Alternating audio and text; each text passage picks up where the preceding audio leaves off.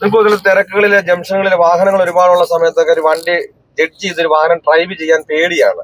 Side കൊടുത്ത് കൃത്യമായിട്ട് judgement കൃത്യമായിട്ട് മനസ്സിലാക്കി ഓടിക്കാൻ കറക്റ്റ് ആയിട്ട് കിട്ടുന്നില്ല. ഇന്ന് ക്ലാസ് നടക്കുന്നത് ചിന്നക്കട കൊല്ലം ചിന്നക്കട എന്ന് വെച്ചാൽ നിങ്ങൾക്കും ഇതുപോലെ വാഹനം ഓടിക്കണം അധികം ആഗ്രഹമാണ്. പക്ഷെ ഇതുപോലെ വാഹനങ്ങൾ ഫ്രണ്ടിലുള്ള സമയത്ത് ആൾക്കാർ നിൽക്കുന്ന സമയത്ത് ജഡ്ജിമെന്റ് കൃത്യമായിട്ട് കിട്ടുന്നില്ല. അതുപോലെ തന്നെ ക്ലച്ചിന്റെ കൺട്രോൾ, സ്റ്റിയറിംഗിന്റെ ബാലൻസ് കുറവ്.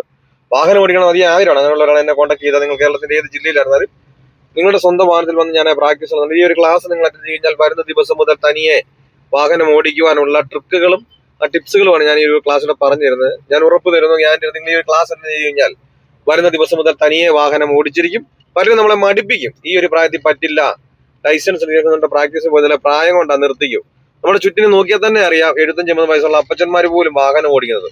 പിന്നെ നമ്മൾ ഈ ലൈസൻസും കൈവച്ച് വാഹനം വീട്ടുണ്ടായിട്ട് ഞാൻ പഠിച്ചതാണെന്ന് പറഞ്ഞ് എന്തുകൊണ്ട് നോക്കിയിരിക്കും? നിങ്ങൾക്ക് വാഹനം ഓടിക്കണമെന്ന് ആഗ്രഹമുണ്ട്, എന്റെ ജില്ല എന്നാണ് കരുതണ്ട. കാരണം ഇപ്പോഴും പലരും വിളിച്ചു നോക്കി എന്റെ ജില്ല. നിങ്ങൾ കേരളത്തിന്റെ അങ്ങേയറ്റമായ കാസർഗോഡ് മുതൽ ഇങ്ങേയറ്റമായ തിരുവനന്തപുരമുള്ള കേരളത്തിന്റെ ഇടയിലുള്ള ഏത് ജില്ലയിലായിരുന്നാലും നിങ്ങളുടെ സ്വന്തം വാഹനത്തിൽ വന്ന് ഞാൻ പ്രാക്ടീസ് നടക്കുന്നു നിങ്ങൾക്ക് ആഗ്രഹം ഉണ്ടെങ്കിൽ എന്നെ കോൺടാക്ട് ചെയ്യുക.